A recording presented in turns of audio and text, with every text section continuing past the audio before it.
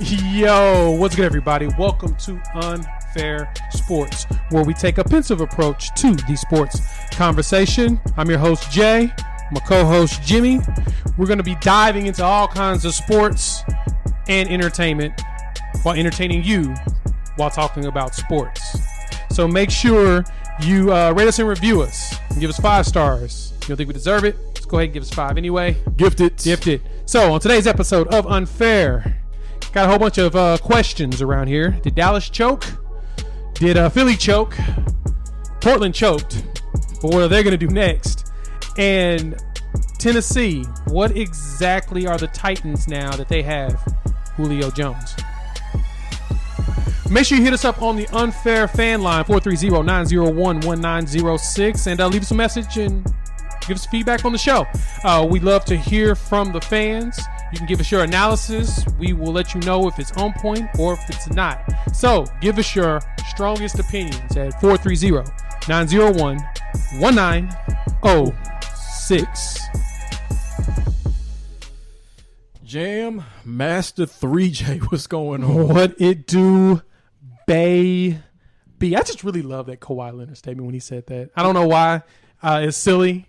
He spoke. He said words. What it do, baby? I don't know why I love it so much, because that's the thing. He doesn't. That's like the happiest he's ever been was right after you won a championship. You can say just about anything after winning a championship, and it sounds good. You feel good saying it. Yeah, it's true. And people don't actually really criticize you for it. They kind of laugh and giggle around it. It's like, haha, that's Tom Brady said the exact same thing. When you win a championship, you can say whatever you want.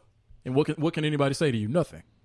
I mean, technically, it depends on if what laws you may be breaking. But come on, beard, mustache, that bull kind of stuff. Can't be like things. I thought of some examples that I can't say. Yeah, don't say those examples. Just pretend like But yeah, I can definitely agree that when you win a championship, people are a little bit more laxed on criticisms of anything you say. You get away so you with can be a as goofy as you want to be. You can be as nerdy, as weird as you want to be. Just don't be too wild, because people will get mad at you for being too wild. But speaking of being wild, Jimmy, shall we start off? Let's do it with this.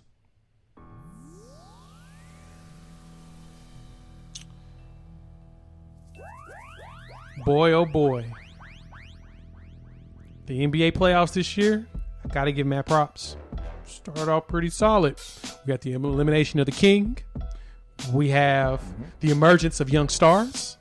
We had a battle with a team that seems to now have beef, as it seems like this is 2 years in a row that they face each other and they actually win a little bit of a distance.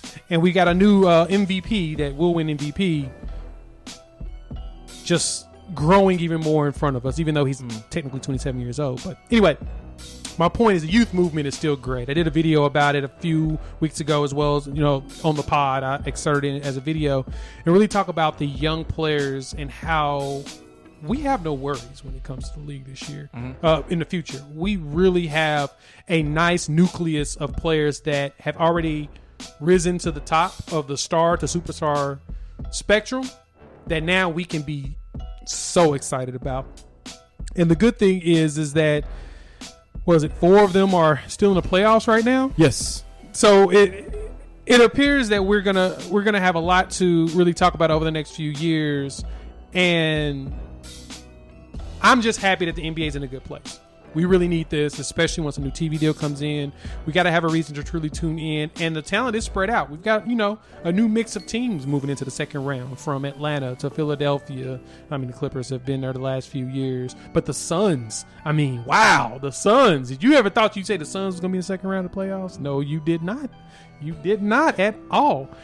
We knew the Bucks were going to make it. The Nets are now kind of new-ish, but we've got a good set of games. So, Jimmy, we're going to start off with talking about the Game 7 that we were given on Sunday night that honestly was a little bit anticlimactic. No lie. It just was not what we expected out of it. So, with that, I'm going to ask you this. Is it fair or unfair to say this, Jimmy? Luka Doncic choked in that game. Is that fair or unfair to say? It would be completely unfair, because you don't choke when you've been carrying your team the entire series and in a closeout game. Either way, you have 46 points and 14 assists. If anybody, and I hate to say choked, but if anybody didn't perform up to the level at which they needed to in order to not get beaten by 15 points in the Game 7, it was his number 2 and his number 3. His number 2, Tim Hardaway, had 11 points. I believe the majority of those came in the first half. And Kristaps Porzingis, who's being paid like he's supposed to be, his number 2, had, 16 points, but was 0 of 5 from 3. And a lot of those were open three-pointers because in the second half, right on cue, Luka was getting double and triple teamed at times. Or trapped. The entire defensive scheme was around him. So they didn't step up for him. Neither did the bench. They had 6 points from the entire bench of the Dallas Mavericks as opposed to 27 points from the Clippers. So if you're looking to find out who choked this Game 7 away, then you have to look elsewhere from Luka Doncic because it definitely was not him. I'm 100% on that same bandwagon as you. There's nothing about Luka that says choked. As some people, nobody's really saying it. It's kind of more of a question I want to pose because I really want to point out how unfair it is that certain players that perform like Luka did, they expect all the weight on your shoulders and they expect you to do even more with it on your shoulders. Mm-hmm. Like the expectations behind Luka, I mean, Luka put up 46 and 14. Right. That means that there's 14 scores that happened with him and his assists, which could equate to a minimum of 28 points, if not more. Right. So he was everywhere doing everything you could expect from a player of his caliber. But let's add to that, though.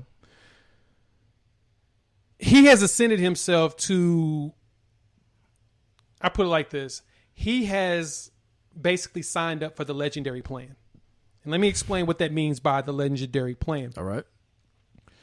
Luka did something that really only the greats do. They put up these type of numbers while being doubled and triple teamed to carry their team as far as possible. Every game that they played, technically on the road, but it didn't feel like it was really a road game because the Clippers didn't have as many fans in their games as other teams did. They felt like they were a little bit more conservative as far as allowing fans in there. And when they did that, when the Mavericks were in L.A., Tim Hardaway Jr. dropped, 21 in the first game and 28 the second game. Mm-hmm. Everybody was contributing. Everybody on that team. But then when they got to Dallas, what happened? They've got to play basketball. Right. They couldn't contribute. They weren't making shots. So I say that Luka took the legendary plan because Luka was producing every single game besides one. That was the game 4. 31 in game 1. 44 in game 3, 42 in game 5, 46 in game 7. Luka was finding ways to produce everything, but at the same time, he was running out of gas. Mm-hmm. This is a la LeBron James, Michael Jordan, Estique, Kobe Bryant situations where they put up all these points, but nobody else on the team is ready to produce. And so every year you keep getting eliminated early. That's what Luka has signed up for. He signed up for I'm going to put you on my back and I'm going to do what I can to try to move us forward. But he's guaranteed to run out of gas every single playoff series. So the Mavericks need to add to that legendary plan, add the perks to it. It's time to add the benefits that you would get from the legendary plan, which is find him a comparable number 2 or even develop one in-house. Get someone that is consistent with making shots to put just a little pressure off Luka because Luka handles the ball, he distributes the ball, he shoots the ball. He needs something out of that taken away. And if they can find a way to do that, that legendary plan will see out and he will end up being in the finals. Okay, well, let's say we took out choking and we said, who is the most to blame for this? Yes. Now, you mentioned that Luka has purchased the legendary plan. Yes. And that you just mentioned him amongst the greats in terms of what he's facing as far as what LeBron, Kobe, and MJ had to face in the playoffs where they were great, but their teammates, and especially having a lack of a number 2 at that time, is a part of what kept them from the kind of success that, in a sense, they deserve because of how they played in that series. But being amongst those legends and being a part of that legendary plan, isn't there this little clause at the end of it that says, even despite playing great and having great numbers in a playoff series, if your team loses, the majority of the blame comes to you? Yes, it does. Same thing with, this is what's funny is that Damian Lillard didn't even sign up for the legendary plan. We'll talk about him a little bit later. Right. But he didn't sign up for the legendary plan. He kind of signed up for the all-star plan. And somehow is getting legendary benefits. Without that clause at the end. Without the clause at the end, exactly. Right. So Luka's getting blamed for all of this, and rightfully so. He should, because he is the head and shoulders of this team. But I guess the context that we have to always add into this is the Mavericks bench scored 6 points in that game. And everybody else had double-digit figures in the first, on the starting five, but they had 18, 11, 14, and 16. That's not something that's going to be conducive to winning in the NBA playoffs, especially playing against a team that includes Paul George and Kawhi Leonard. And you mentioned him needing a number 2, and there's somebody else who needs the exact same thing that we'll get to later. But it seems like getting a number 2, like an all-star level number 2, upon which who you can depend on, has become one of the more difficult things, or has become almost as equally as difficult as finding a star 1.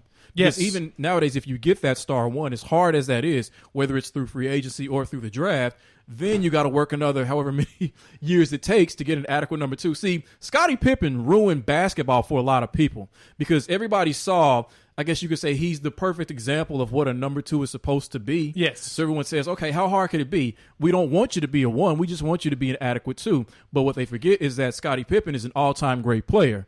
So to draft an all-time great player to go with one of the greatest of all time, maybe the greatest of all time, definitely the greatest in his era, is extremely hard to do. So there are a lot of teams who say, if we just had that number 2, if we just had that Pippen to our Jordan or that Robin to our Batman, we would be able to go further in the playoffs. But yet, hardly nobody has that level of a number 2. Only a few teams do. Exactly. And to be honest, I don't honestly know if that truly exists. I think you have to have a 1A and a 1B. You really can't have a 2. Because we haven't seen anybody in the league produce an actual number 2, but a true number 2. Besides, I think the last time we probably seen it was what was the Lakers with Kobe and Gasol. I mean, a true number 2 outside of the Big 3 era, because that's so I don't think LeBron Kobe was a 1 and 2. Well, okay, I think it was a 1A 1B situation. Even though Wade was falling apart, I do feel like it was 1A, 1B. In the big 3s that we've had, how many of them have actually been quality number 2s that you could not only depend on, but depend on for years to come? Because you look at, LeBron in Cleveland when he had Kevin Love and Kyrie Irving. Kyrie Irving left. When he was in Miami, he had D-Wade and Chris Bosh. D-Wade got old fast. What are the other big 3s? Okay, you had... you got Golden State, right? Golden State's... Well, Golden State's probably the only one. I'm my bad.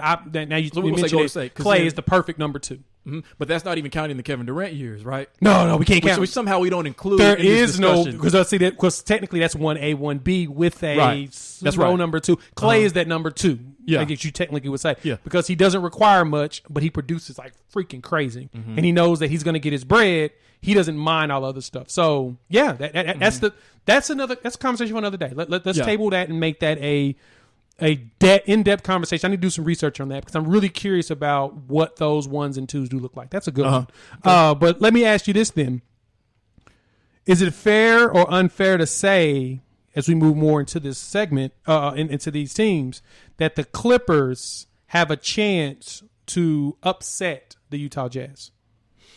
Well, it's completely fair. I think on paper, this looks like an incredibly difficult series for the Clippers in the sense that you come from a hard-fought 7-game series to now face the 1 seed on the road, 1 seed that's been resting, that's been studying you, that's great on defense, very efficient on offense, well coached, and that they're the number 1 seed for a reason. But when you look at the fact that most people would say the Clippers have the 2 best players in that series, then I guess it increases the level of chance that they actually have, especially if Kawhi Leonard can not only stay healthy for this entire series as he did against the Mavs, but to produce the types of games, especially the last 2 games of the Mavericks series where he did carry that team on his back like a superstar is supposed to. Then even with how good Utah has been this year, I think that when you take, in the history of the playoffs, when you take a really good team up against a player who's just playing even as great as they are, almost greater than they've ever played before, that player always finds a way generally to beat that team. You're right. So that's what they're looking at. There's a lot to be confident in with the Jazz, but I think that Kawhi has hit a second gear that he hasn't hit since Toronto, which is only a few years ago, but still you saw what that led to. Exactly. Well, I'd say he did that last year as well in this series. He hit that second gear to get Dallas out of the playoffs. And then he had a little bit of that going into that 3-1 lead against Denver, and then the wheels fell off at a certain point, which that's where I think that it's unfair to even say that. We should not give the Clippers the benefit of the doubt, being the fact that they're now in the second round and the team has never won a second round series ever. That is true. So I'm going to say Utah wins this series. I'm calling Utah to win this series right now. Okay. I'm going to say Utah wins it in 6. The only reason why I'm calling it 6 is going to be a battle. I don't see the Clippers staying together physically before the series ends. Well, I mean, it could be that. I think that as I look at teams and as I've looked at teams throughout this playoffs, it's almost like we were just talking about 1s and 2s. I look at the 3s because teams are supposed to be about evenly matched when you get to this level of the playoffs. Right. So let's say the top 2 players, they'd have to be the top 2 players. Actually, no. I was going to say the top 2 are Gobert and Mitchell, but they did have a third all-star somehow in Mike Conley. But I don't think he's the third best player, honestly, on this team. I think it's Bogdanovich. So let's say... I think the third one is Jordan Clarkson. Maybe Jordan Clarkson. Okay, but I get you with Bogdanovich. Right. So let's say Gobert does what he does and does it well. Let's say Donovan Mitchell does as well. Let's say we get Kawhi and Paul George performing the way that they know how. That could easily be a bit of a wash, and it should. They should go back and forth between this team's 2 best players and the other team's 2 best players. Then it comes down to, okay, who is each team's third best player, and what does that matchup look like in terms of their productivity? So then it'd be Jordan Clarkson versus... If you take the last 2 games of the Clippers Mavs series, their third best player was Reggie Jackson somehow. Who he put up 15 last game. Yeah. So then you look at who's going to win the matchup out of those two. Just like I talked about the Nets Bucks series, when it comes down to, okay, who's the third option? Kyrie Irving versus, we'll say, Chris Middleton. Yeah. Who's going to outperform the other? That's what this series is going to come down to, just like that one. I'm with you on that. I can see that. So you pick. I'm going to say you say Utah in 6. I'm going to again. Stick with you have to on stick a hope with it. and You a don't have a prayer choice. what I've done all season long, which is the Clippers getting to the finals and winning. So I have to pick them to win this series. I say this is going to be another 7-game series for them. All right. I'm there for it. Well, I'm there for it. What we do here on Unfair Sports every single Monday when Jimmy's around is the news. And now Jimmy has the news. Thank you, Wendy. All right, so Jay, other fans of an SEC team, not named Alabama fans, feel a certain way today. Just when you thought the reign of Nick Saban was hopefully going to end soon, he signs a contract extension with the Alabama Crimson Tide, keeping him as head coach through the 2028 season after already having won 5 championships with this college program. Will Saban stay there till the end of this 2028 contract? I don't care. I don't know, man. Damn, can he leave? Can he just leave? So, I mean, I get that you felt like you needed to talk about this, but you totally, on your solos, you do news. You could have done it then. Why do you need to remind me that my SEC conference will continuously have Alabama, so there's no chance for my Volunteers to ever prosper? I hate you. It didn't occur to me until I was giving that opening that you are a Tennessee fan and that this must really suck for you. So He ain't going nowhere. While I don't apologize for that because I didn't do anything, I just report the news. I'm just the messenger. Still, maybe Josh Heupel can figure out the curse of Saban. So what else is next? What else? All right, outside of Saban signing through 2028 for the next 7 years. Thanks for the reminder, Jimmy. Please keep reminding us. So there was a major exhibition bout last night in some world of boxing, maybe not necessarily traditional professional boxing, between Logan Paul and Floyd Mayweather in Miami. The fight did go the distance. There were no judges, no scorecards, etc. Not sure exactly, therefore, who may have won the fight. But my question to you is for Logan Paul. Floyd Mayweather said he's not going to do another one of these again, but we know he will if the money is right. Who should Logan Paul fight next? Like, given the kind of opponents that he's been able to fight in these types of matchups, I've got two, but who do you think he should fight next? I saw, I think his brother Jake was talking noise to Canelo Alvarez. I would love for the Canelo Alvarez to go ahead and just fight Logan Paul in an actual fight. Refs, scorecards, and everything. I want to see if he can survive. Okay. I would say either, because again, you have to think, like, what type of businessman in some type of boxing or combat sport would be all for this, and I think Conor McGregor would definitely be one. I think he would definitely get him into this, especially since Floyd just did it, and all the money that he and Floyd make. So like I said, if the money was right for Floyd, which it was, or else he wouldn't be in this, the money would be right for Conor McGregor. Him or Mike Tyson, who's also already done an exhibition bout, albeit against, who was that he fought? Roy Jones Jr.? But I think with the opportunity to fight Logan Paul, who's around 200 pounds, I think he would go for that, because weight in these doesn't matter. Floyd was like 155, Logan Paul was like 198. Right, and he cooking. Yeah, so mark my words, it's going to be McGregor or Tyson at some point. All right, what's next? All right, so lastly, Aaron Rodgers, despite having divided the fans with his standoff with the organization, according to Mark Murphy, the president, it says that he is unlikely to attend training camp, which starts tomorrow, for the Green Bay Packers. So, Jay, do you think he actually shows up, or do you think he doesn't show up?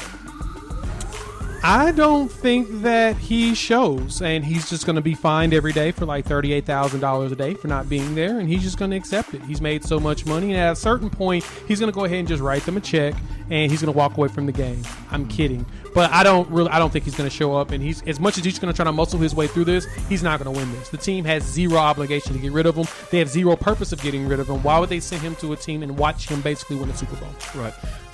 The only way that changes is if he comes out publicly and says that he will no longer play for this team. He hasn't done that yet, even in the Kenny Mayne interview. So I think there's still a chance. Ideally, he shows up, or at least presents himself in Green Bay to try to work this out face to face, as business colleagues should. But I don't think he shows up tomorrow. Now, maybe the camp after this, I think he probably does, but this one he's not going to show up. Oh, no, I agree. He's going to have to pull a Carson Palmer, literally put a for sale sign out there in front of his house and not show up, period. If he doesn't pull a Carson Palmer and retire and say that I'm not going to play, but the problem is with that, he's still got to write that $25 million check. Yep. Is that it? That's it. It's news. And that was Jimmy with the news. Thank you, Bob. Yeah, could you imagine writing a check for $25 million? I can imagine it. Ain't never going to happen. All right, Jay. We finally, speaking of resolutions in the NFL, we finally had a resolution to the saga between star wideout Julio Jones and the Atlanta Falcons. And that is the Atlanta Falcons yesterday, Sunday, agreed to trade Julio Jones to the Tennessee Titans along with a 6th-round pick in exchange for a 2nd-round pick, a 4th-round pick, and some salary cap relief, we'll say, which was the driving force behind this deal. So now Julio ends up in Tennessee with Ryan Tannehill, star running back Derrick Henry, and A.J. Brown on offense. Not quite sure who plays defense for that team, but... For which team? For the Tennessee Titans. Really for the Falcons, too, outside of Grady Jarrett. But anyhow, neither here nor there. All right, so now that he's in Tennessee and we have a resolution to this, smart by the Falcons to trade him to the AFC, is it fair or unfair now to call the Tennessee Titans a legit AFC contender? Oh, it's 100% unfair. I mean, the AFC has still got Patrick Mahomes there, right? Yes. So do me a favor, Jimmy. I want you to think hard. I'm going to give you a minute while I go through my spiel, but I want you to think about this. It's one question I have for you. Okay. Name me a high-end wide receiver that has helped a team win a championship.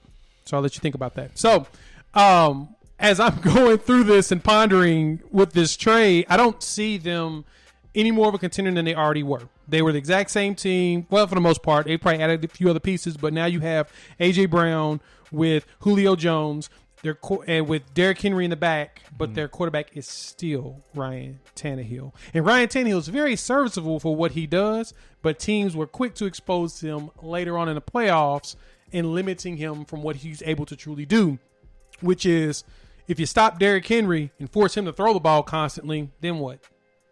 That he needs that play action in order to really get teams off, throw teams off. That's kind of like seems like the strategy that they have. And so I'm not here to say that Tannehill's not a good quarterback. I think he is a serviceable quarterback, but he's not going to be enough, especially with a guy with guys like Julio Jones and A.J. Brown out there to really just make a difference. That means they have to throw the ball a lot, and that takes away from the one guy that got them 2,000 yards rushing in the season. Mm-hmm. I don't think it helps that much because wide receiver was not their problem. Yeah. To answer your question, from my memory, post Jerry Rice, I can't think of one. Exactly. I know I'm probably I have to be missing somebody, but I can't think of one. The closest thing they had was Randy Moss. He was with Tom Brady. They went undefeated, went to the Super Bowl, but they lost. That's the only one I can think of that actually led a team to. They helped lead a team to the Super Bowl, but this team had already been to the Super Bowl. But this was an undefeated season, so that's the closest thing I've seen. Mm-hmm. Okay. Or T.O. to Philadelphia as well. They before lost. that. They lost. They lost. Now, did you say lead a team to the Super Bowl or actually win it? Oh, well, I was asking you win it, but I want to give some exampents of leading to it as well, in which that's literally the only two you Julio can was think helped of. to do that before, right? When they went against Tom Brady and blew a 28-3 lead. Well, yeah, I meant more so being traded and then leading their team there. Oh, being traded then leading a team yes. there? No. Yeah.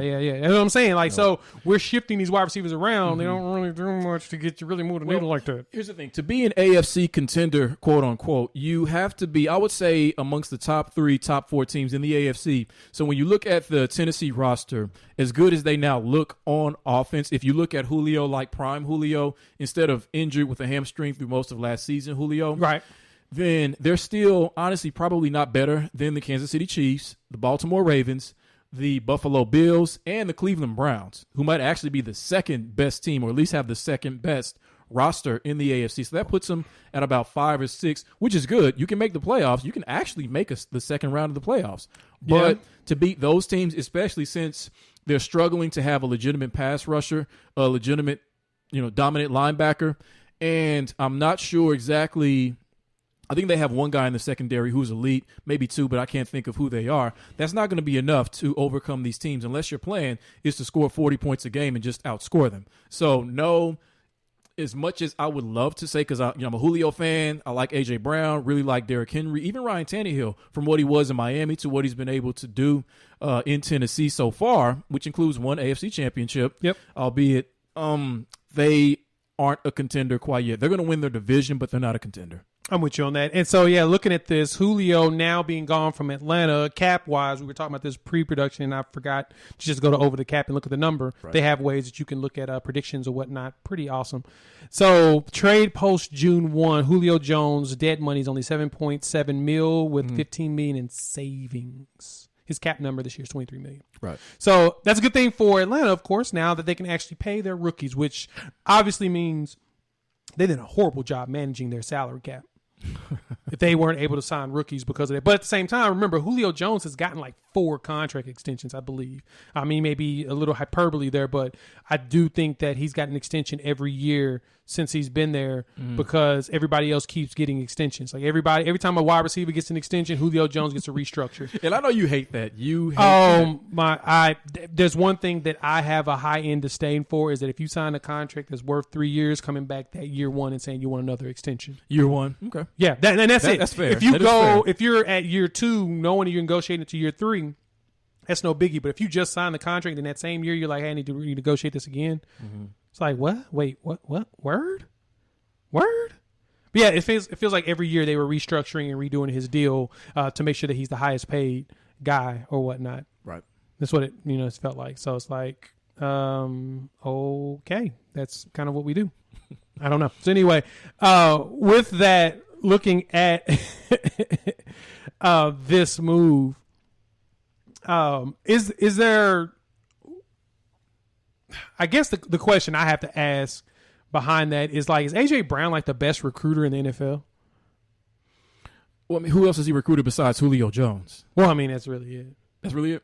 Yeah, I mean, maybe it could be the start of something. Maybe. I mean, hopefully he can recruit some defensive players to come in and help him out because that would really put him over the top. But yeah, I mean, he looked at this offense. He said, "All right, I lost Corey Davis and I lost Jonnu Smith.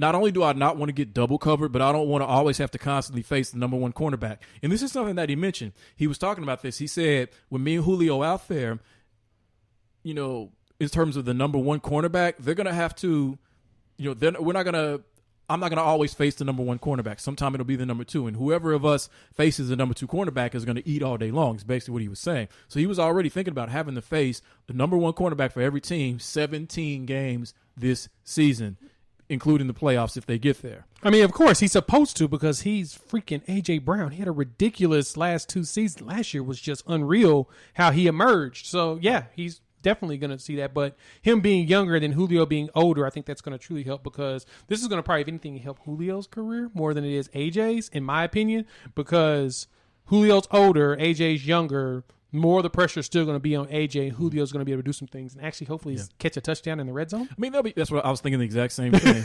But they know that the cornerstone of this offense is Derrick Henry, so more of the load is still going to be on his shoulders. Julio Jones just helps him to face one less player in the box, which is usually all he needs. Which I think the biggest problem with this deal for me for Tennessee, and this is me just kind of being nitpicky about it, right. They lost Jonnu, they lost Corey Davis. They add one receiver who is going to be someone that they have to people pay attention to. Yeah. Kind of, because Julio's older and he did not play all season last year. He played only 9 games. Who else is going to help take pressure off Derrick Henry? They need another tight end. No, they don't. Yeah, they do. That's what you have. No, A.J. Brown and Julio themselves will take pressure off of him. I don't think so. I don't see it because... Why would they not? Well, they had A.J. Brown and Corey Davis and Jonnu Smith. So it really gave versatility because the routes the tight end runs a lot different than... They've got tight ends. Than who? They still got tight ends. They nobody do? that you know. They have on the roster? They have tight ends on the roster that have caught as much as Jonnu Smith has. They're not going to do that because he's a really good athlete. Oh, okay. Which is not saying that they're not. I think that's the power of the tight end. Some tight ends make a difference. Like the Patriots, their offense was built around tight ends. I think that makes a difference for a quarterback of Tannehill's caliber. Okay, so you said that in the playoffs, what teams do is stack the box against Derrick Henry and force Ryan Tannehill to throw the ball. Our team's going to want to do that with A.J. Brown and Julio Jones on the outside. Are they still going to want to leave them single covered just to stack the box against Derrick Henry? I don't think so. Let's see how healthy Julio Jones is. And remember, he's in his 30s, and he was hurt last year. Yes, he was. That usually is a trend with older players, and it's not really their fault. It's just that the human body has its limits. And I think to that point, he can't come in there wanting 100 to 120 targets.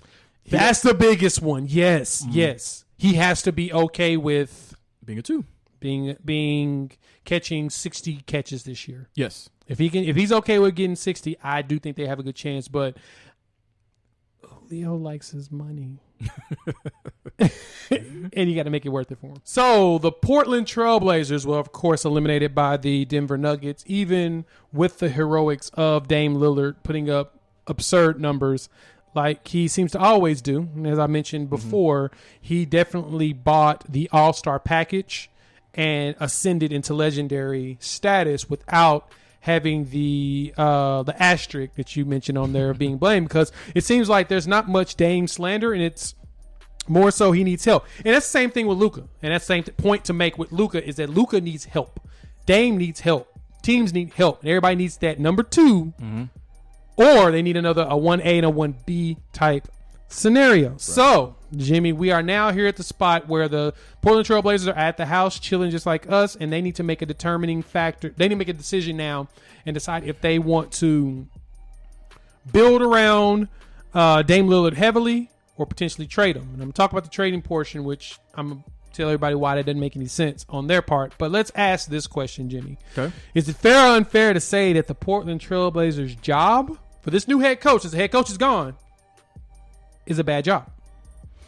It is a bad job. It's fair to say that, only because it's an unstable job, only because you don't know exactly what type of headspace Damian Lillard's going to be in terms of how long he's going to want to be there, because this sort of thing, these sort of first round exits, underperforming, matching what he is able to produce on the court, which is greatness, just like Luka Doncic, that's not going to change. For multiple reasons that I might get into, that's not going to change.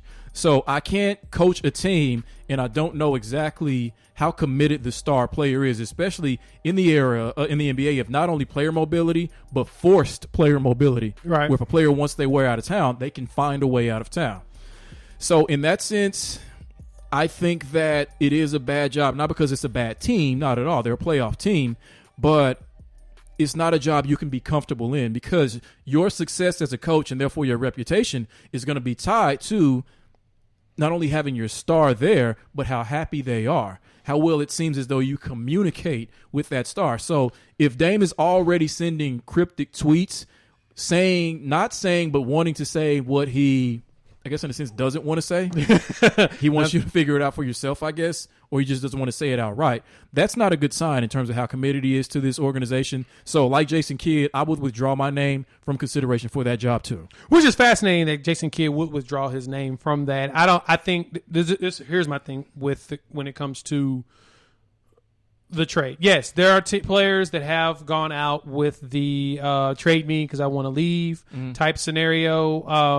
Damian Lillard doesn't have a leg to stand on with that. He just signed that massive extension, which kicked in this season.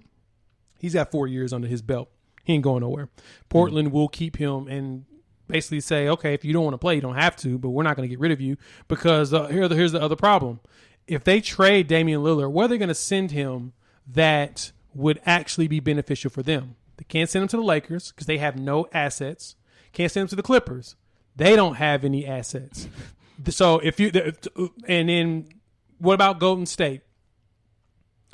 They don't really have any assets either, and it doesn't make sense to send him to that team. So the teams that you could really see Damian Lillard at, there's not really any place that has the capital to afford a guy. You remember what Paul George fetched? Paul George and Anthony Davis fetched, a king's bounty. They got all kinds of stuff. Oklahoma City is up to their ears in draft picks. Same thing with even the Pelicans. So what can you get for a Dame Lillard that a team was willing to give up that Dame will want to go play for? That's the biggest thing, too. What team needs a point guard of his size and caliber and will be willing to take him over what they currently have? There's not very many. There's a lot of young guards out there. If you really think about it, most of the key players in the league right now are point guards. So where can you send him that they will become a contender and actually win him games that will make sense? There's not very many choices, especially because of what his contract looks like. Now, when he has the option of leaving, just like with Paul George and the Anthony Davis situation is Paul George heard that they were offering him up on the back end and was like, oh, okay, well, that's cool. I'm just not going to sign an extension, so you may as well ship me where I want to go. And that's basically why he went out, because he only had a year left. Anthony Davis is like, I'm not going to sign an extension, so if you want to be smart, you want to get something for me, send me to L.A. If not, it's cool. I'm going to stay and play, but guess what? I ain't coming back, and you'll end up like Oklahoma City did when Kevin Durant left. So you're saying Dame's biggest problem was that he signed that extension. Oh, yeah. He made a mistake signing that extension. He should have waited. I understand the generational wealth mindset behind that because that was $190-something million on that extension. Yes. And so he's getting that big chunk. Totally get you. Totally get that. But you're a player that's guaranteed to get that just about anywhere you go, right? No different than like Kawhi Leonard is doing with the Clippers. He can't get the biggest deal with them for another year or two because he needs to be there longer to get the designated player contract, blah, blah, blah, blah, blah, and get the big percentage, the cap. Dame could have done that because just about anybody would take him and do that. Okay. But he has to find a place to stay. So you would take this Portland coaching job? If you I would. Mm-hmm. I would. The biggest problem is right now is what is Neil O'Shea is going to do as far as getting him players. Now, this is what he said. He said that we are 80% of our starting lineup under contract and returning absolutely. And he's talking about Lillard, Nurkic, McConnell, and Covington. So basically, they're looking at the exact same result they got last year with this type of setup. So to me, the one thing that the Trailblazers are going to have to do is the unfortunate piece of breaking up their backcourt and shipping C.J. McCollum out, because he is the only asset they have that would attract a caliber player that they could use. And also with that, they're probably going to have to send out probably a couple of draft picks with him and to get get back somebody that would be able to help Damian Lillard. Mm-hmm. That's it. That's basically all you've got going on in Portland. You're going to have to ship out McConnell. CJ McCollum. Apologies. That's the only thing that they really got going for themselves. So yes, I would take the job because the front office and ownership has always shown that they're willing to spend money and move pieces around. Right. But you're just gonna have to find the right piece and hope that it will lead to some victories. I think if they had some different coaching, probably would help, because Terry's been there forever. He just got to a point where 9 years.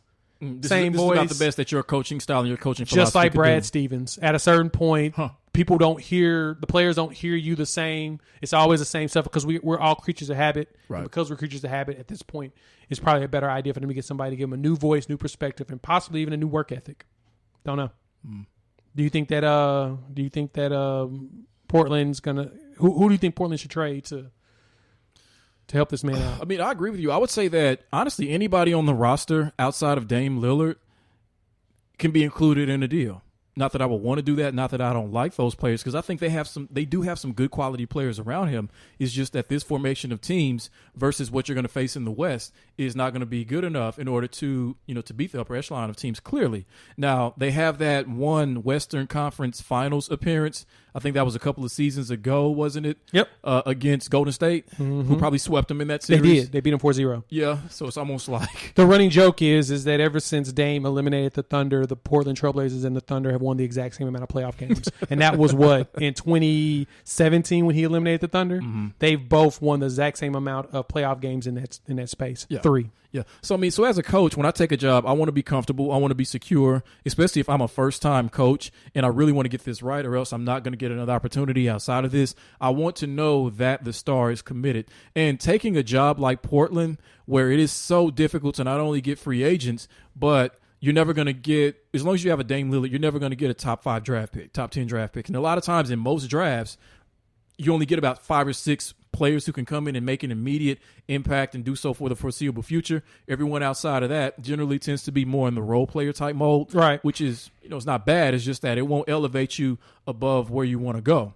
The saving grace for O'Shea there in Portland is they have been a competent front office. Nothing about them has shown that they've been incompetent.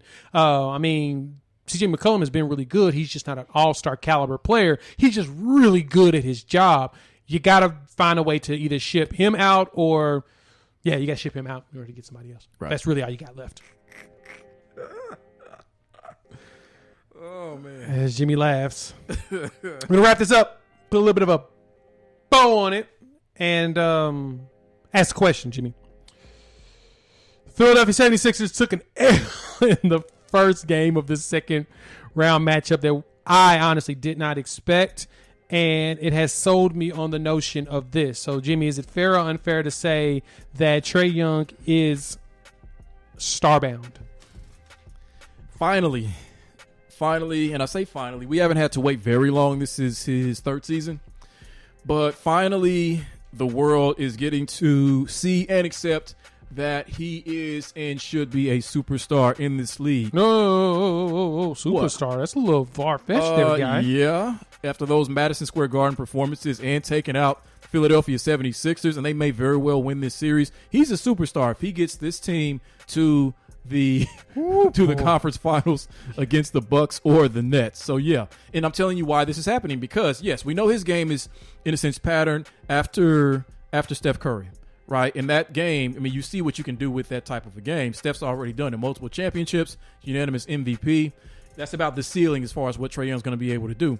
But with that kind of game mixed with being a villain now and relishing that role, I think that, and I said this is perfect for him. This is exactly what would separate him from just being looked at as a clone of Steph Curry and being able to make multiple all-star games even after averaging 27 points, 9 assists, and not getting selected to a team to play in a game that's in your own building, which is still one of the biggest travesties I've ever seen in the history of NBA All-Star games. But nonetheless, yeah, it's being a villain. People, and this, Jay, just with the kind of movies that we've seen, in terms of how villains are looked at differently in films now, especially superhero films, how people have become more interested in what the villain has to say, and what their experiences are like and where they come from. So this would be the exact same thing with Trae. He's like the most, just like usual suspects. He's the least likely person you would think to be the bad guy at the very end, but that's what makes it so compelling, right? Because you would think it would be somebody else. So for that reason, because I think a lot of times star power and popularity is shaped and molded by reputation, him being a villain more so really than what he's doing in the playoffs, that's what's going to get him there. Dang, I put it like this. I do feel like we're throwing this superstar word out loosely. First, you got to make it to star level. And I think that now he's emerging to actually being a star. I don't see him as a top 5 player in this league. And I believe that if you're a superstar, you're top 5 in the league. Mm-hmm. I think that he can get there. I think he can get there. Yeah. But I think it's unfair to. I think it's fair to say that he is star bound. I think it's unfair to give him a superstar status yet. Let's see him pull a rabbit out of his hat this series, or do this again next year. Because I need to see some repetition. Like Luka, I can give Luka the going into the superstar status because the numbers he put up is a lot higher than what Trae has. Even though the funny thing behind all of this is that there was a swap between Atlanta and Dallas. Yes. And of course, these two will be forever connected because they swap picks. And Trae Young's the only one that's in the second round so far. That's right. Like, now, I mean, of course, you could try to potentially say that the East is a lot weaker than the West. Cool story. The Clippers did purposely try to play Dallas. It seems like 2 years in a row. Maybe so. But you play with the cards that's dealt. You play what's right in front of you. And Trae Young is in the second round, and Luka's not. Mm-hmm. So I wouldn't say that it's fair to say that that Trae is better than Luka, because I'm unfortunately going to take the 6'7", 6'9" guy over every GM in the NBA will. Over the 5'11", the 6'1" point guard. Even though I thoroughly appreciate Trae Young's game, Trae Young shoots horribly all the time, but he shoots with so much conviction and confidence that it really don't matter.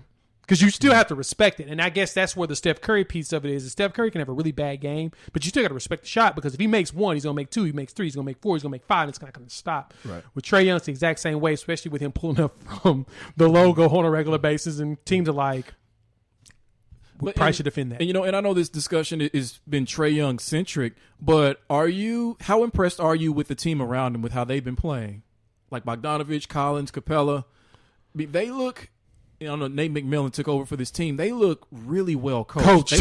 They look very poised. That's exactly what I was going to say. They look very well coached. And it's a bunch of role players with one star who basically runs the entire offense. Look, let me put it to you like this.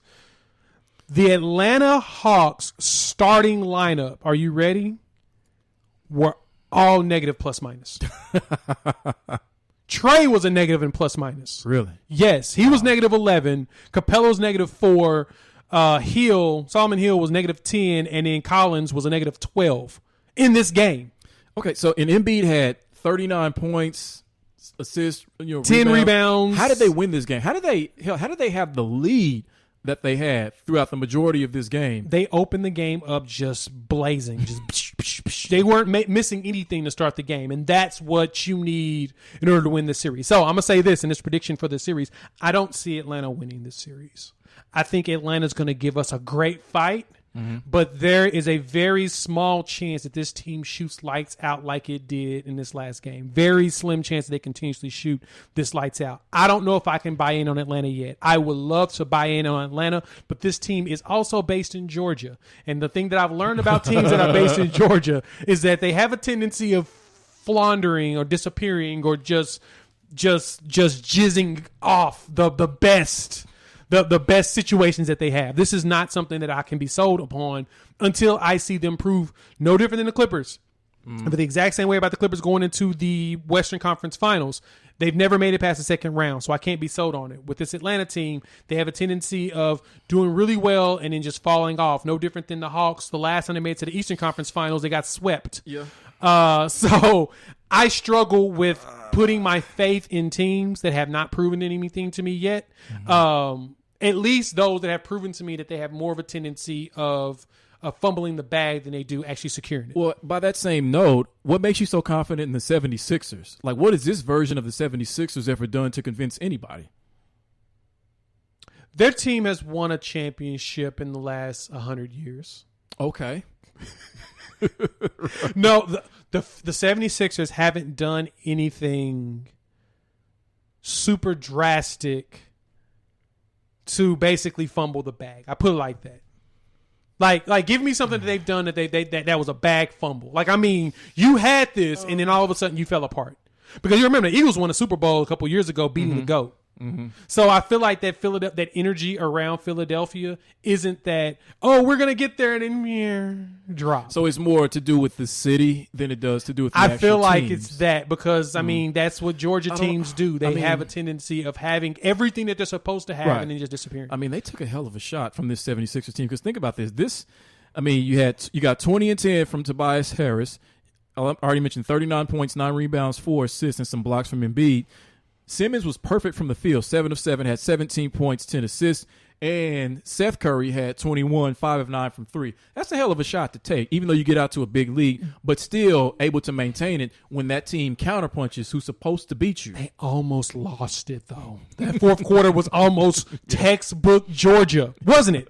You cannot tell me because they had up one point. They had to been up at least 20 points, and so I was in between that game and on my iPad I was watching the softball game. I was watching the OU JMU softball game, which I feel really bad that they didn't make the cut of anything, even though those games were really, really good. I was watching before you got here. They almost did textbook, Jimmy, textbook Georgia things. They got outscored 41-29 in the fourth quarter. Exactly. And the 76ers basically went on a fourth quarter run that was everything you would expect from, like I said, a Georgia team. I mean, the 76ers at one point were down 107-88. Actually, in the second half, Philly outscored them 70-54. Right. So I feel like, even though I don't believe in momentum, I do think that Philly's going to come out blazing in the second half, prepared on what to do. Trae Young's going to get his, and they doubled the hell out of him in the second half. They started really doubling him and forcing some bad turnovers. They had some bad passes by Atlanta at the end of that game where they almost, like I said, just fumbled the bag. They were lucky enough to secure it. I can see Atlanta just fumbling the bag through the rest of the series. I really do want to be against you on this because I like what this Atlanta team is doing, and they really surprised me in the first round against the Knicks. But you do make a lot of sense with what you're saying about what we can expect from Philadelphia. The score was 118-104. It was a 14-point lead with 3 minutes left, and the game was a 4-point lead. They had it down to 2 points with 10 seconds left and still almost lost. Jimmy, that's telling me something right there. The John Collins alley-oop was legit. That was beautiful by Trae DeBarge, as they're calling him right now. That was dope. That was great exclamation point to hopefully cut things down. And they were up with 16 seconds left, 125-118, and somehow it was still with 6 seconds away. 6 seconds, Jimmy, it became a 2-point game. Okay. How are you up 125-118, and then 6 seconds later, you're only up by 2 points? Cause for concern. Cause for concern? Okay, I'll give you that. So I am going to be a little optimistic it's going to be good, but I don't know. So, Jimmy, what's on the editing room floor? All right, things that did not make it into the show. One of these is really going to surprise you. First thing, let me find it real quick here. The Brooklyn Nets and the Bucks played game 1. Yes, it was a invigorating competition. It was 115-107. Brooklyn takes game 1 after losing James Harden in the first quarter after 5 minutes to what's being called hamstring tightness. You don't say. Okay, comment. You don't say. Jimmy, isn't this the reason why I told you I was going to bet against them? Is that I expected this to happen? He's not going to play game 2. They've already basically ruled him out. Correct. Because of this tightness. I'm just waiting for the next domino to fall. That's it. I think Milwaukee just kind of got... They couldn't hit any shots. They couldn't hit any shots. 1, 2. They were out before Brooklyn because they got the sweep earlier. And so I think they had a little much time off. So I didn't think about that rust. Yeah. They beat the dog out of them. And you got to think about it. Most of those Bucks didn't play much during that series after they started blowing out the Heat in games 2, 3, and 4. So a little rusty. Now they're about to rust off. I think they'll be fine. Well, now just based upon our bet, I would say you do expect the Bucks to win this series and to go to the Eastern Conference Finals. I'm going to go Bucks in 6. Fair enough. I got to stick with Brooklyn. I'm going to go Brooklyn in 6. Because I think it is troubling that as demoralized as that team was, heartbroken after the game they said by losing James Harden in the first quarter, and you still, the game was not as close as the score was. 8-point victory. It was not as close as that. So not at all. That's got to be a cause for concern. Yep. All right, sticking with the NBA, everyone's favorite lovable GM, now president of basketball operations in Philadelphia, Daryl Morey, has been fined again by the NBA for a $75,000 for a tweet he posted last week about Golden State Warriors superstar Steph Curry, whose brother Seth Curry is a member of the 76ers. Morey tweeted, "Join 'em," with a picture of an Instagram post by Curry about his brother Seth, who starts for the 76ers. He tried to explain it in a subsequent tweet, talking about the fact that he was thrilled that they had Seth Curry as a Sixer, but Adam Silver wasn't buying it. Still got fined $75K for tampering. Yeah, for tampering. Is this innocent, or is Daryl Morey, does he just have blind spots that no president of basketball operations should have? So the great Herm Edwards always states this when it comes to social media. See a little button right there? Don't press send. Don't do it. Don't press send. That's where we're at. Daryl needs to stop tweeting. He's that one friend, and I'll say I'll do this. Okay. I'm typically that guy, I guess, based upon the way people talk about me around my friends and stuff, that I am that guy that occasionally just goes a little too far with a joke. Not that I say anything that's truly wrong, right, but it's more so I say something that everybody kind of is like, a little cringy. You have a little too much fun sometimes. Exactly, have a little too much fun. Right. That's what Daryl Morey does. Yep. Daryl Morey is a little too much like me. He needs to stop having as much fun. He needs to pull back on constantly tampering. Stop talking about other players, the other team's players, when you know damn well you're going to get in trouble for it. I mean, you've already cost the NBA millions of dollars last year. Hundreds. With your hundreds of millions of dollars. They said $200 million. $200 million. How does he still have a... Never mind. Next, lastly, all right, so Serena Williams, the French Open's going on. She was knocked out of the fourth round of the French Open to Elena Rybakina. I believe this was yesterday. Yep. Jay ending her bid for the coveted 24th Grand Slam, on the way to 25 to set the record. She's approaching 40, and anytime that she loses one of these majors, we always have this conversation to see if the analysis changed. Jay, do you think that she will win another major? I don't know. That's a tough one. But if you want me to be honest, I've gotten to the point when it comes to some of these old players is that I think we need to stop having the narrative conversation of, oh, will they be able to do it? Can they do it? And be more so excited that, man, look at what they're able to do at this age. Look at them still be able to persevere, still be able to perform at a high level. I think we should focus more on that direction and asking questions about if they can do it or not. But I think it's only a fair question to ask, and only a good question to ask, because this is what she's still fighting for. She's done anything any tennis pro, male or female, could ever want to do in tennis. This is the ghost. She's chasing the ghost of Margaret Court. That's why she's doing that. I'm not disagreeing with that at all, because you're 100% right. Yeah. I think we should change the approach of how we talk about it, and more so an excitement that an older player is still able to even compete at the level she is, rather than constantly ask the question, well, she's getting old, can she do it? Well, I mean, so then you're saying the exact same thing should happen with LeBron James, because that's exactly what everybody does with him. Exactly. Same thing with Tom Brady. I've gotten to that point with Tom Brady, too. I despise the guy specifically because he can constantly, he's not playing, he's still playing. He's still doing things. He's doing things that are even more than just on the field. So at that point, yeah, why the hell are we doing that? So I think she wins at least one more. I think she can hit the record too. Yeah. But I'm really excited the fact that she's able to do it. She's going to get her Tiger Woods major. Just that one that, I mean, it's just the invigorates story, all of us. Of the month. Yeah, I love it. I love it. Yeah. All right. Well, we appreciate y'all as usual here on Unfair Sports with myself, Jay, and Jimmy. Make sure while you're listening to us at your provider of choice that you rate us and review us. If you're on Apple, give us 5 stars. If you think we deserve it, just give us 5 anyway. Gifted. So for Mike, Bob, and Wendy, thank you so much for helping us with the production on the back end side. These podcasts are always put up on our YouTube page as well. So go to our website, www.unfair-sports.com. You'll see the link to YouTube, and you can actually see our beautiful smiling faces while we talk about it, as well as whatever random t-shirt that I'm wearing for the day. So with that, make sure you hit us up on the Unfair fan line as well, 430-901-1906, and give us your strongest of opinions, and you may end up on the show. So as we grow, you'll start hearing more of those calls come in, and with that, we'll chop it up with you all in a few days. Peace.